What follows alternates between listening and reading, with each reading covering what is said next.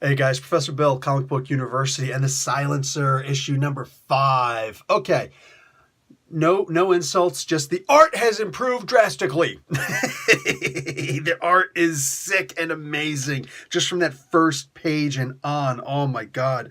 Tom Napolitano on letters, excuse me. So Mike Spicer on colors. So Dan Abnett is writing, and I guess Victor Bogdanovic is doing the stories. Yeah, beautiful, beautiful, beautiful. This is amazing. So Victor Bogdanovic is the writer, excuse me, the artist on here, and is also telling a story. Oh my God, this was a great issue. There are going to be some parts where somebody might think that, she's way, Honor Guest is, the Silencer is way too powerful to be going head to head with Deathstroke like this. I just want to point out for anybody who has those issues, no, she was not able to go one-on-one against Deathstroke. He took her down every single time. Every time. And the main thing is he said, I don't want to kill you. You're the only one who can fix this. Well, it turns out later he actually had an ulterior motive beyond that. He was trying to get Talia al Ghul out in public. So I'm sure he could have done a whole lot more to her. Either way, this was great. She held her own in most regards against Deathstroke. She was not able to beat him. She would probably not beat him. If they show her beating him up in an actual fight, I'm going to be a little bit curious. But I know that there's the sense of, she just came out of nowhere, and like this character who's never been established before, suddenly she beats up Deathstroke. But the story, don't forget, the story is that she's been in retirement for a while. So while she may have a little muscle fatigue, she's still going to have what's quoted as muscle memory.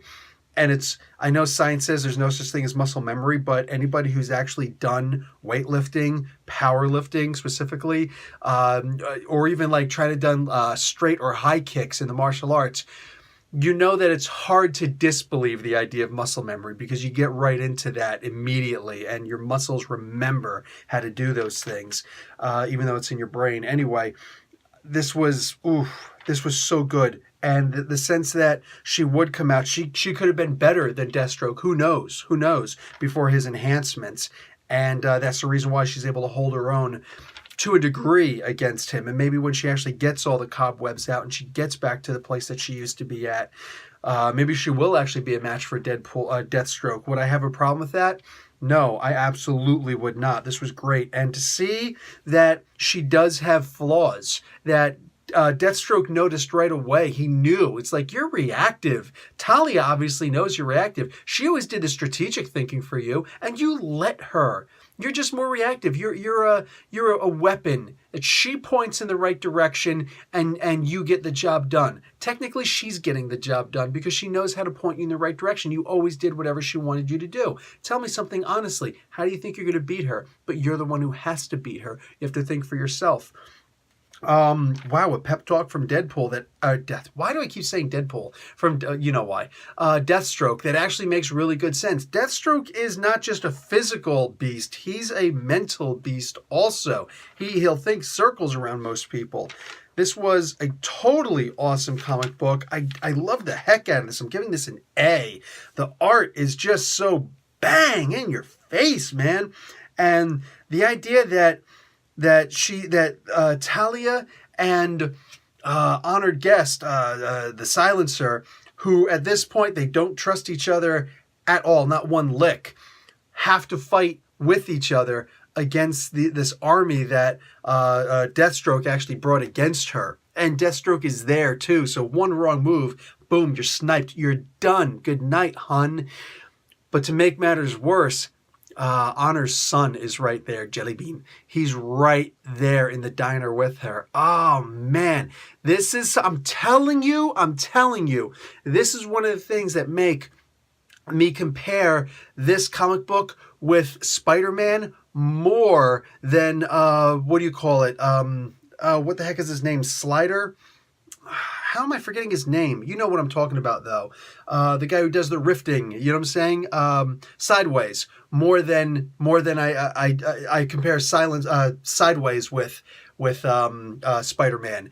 This comic book is great because she actually has someone she has to protect. It's not just the idea of, I got to keep my mom out of the way. No. Derek's mom is nothing like Peter's Aunt May. But here, Jelly Bean is literally completely dependent on her. He's a little kid. He just doesn't get what's going on. And of course, he's going to wind up telling some of these things to Dad. Are we going to find out more things about Dad? What's going on here? Like, you really feel like, dude, this kid's in trouble. So when Dr. Octopus grabbed Aunt May, you're like, holy crap, she's fragile. You know what I'm saying? Here, there's assassins all over the place, and here's her little son, and it's like, oh my God, he's fragile. You know what I'm saying? And wow. So this has to be the best story that I'm reading out of the New Age of Heroes. And unfortunately, it's not saying much because I don't like most of them, but I'm really digging the heck out of this one. Oh my God, this is amazing. And again, the art just got drastically better. And I've got no insult to say about anything prior to that. Hey, anyway, look, I'm bringing this to an end. I'm bringing this video to an end. Great comic book. You should be reading this. Go out and pick up the comic book. I think that you'll enjoy it. It's a good one. And plus, issue 6 comes out next week, which means that within a month after that, the trade paperback, the volume 1 of the trade paperback should come out, which means that you could just catch up all at once and read issue 7 at the same time. I think that you'll definitely enjoy it. All right, guys, that's going to be it for me. Professor Bill, Comic Book University. Class dismissed.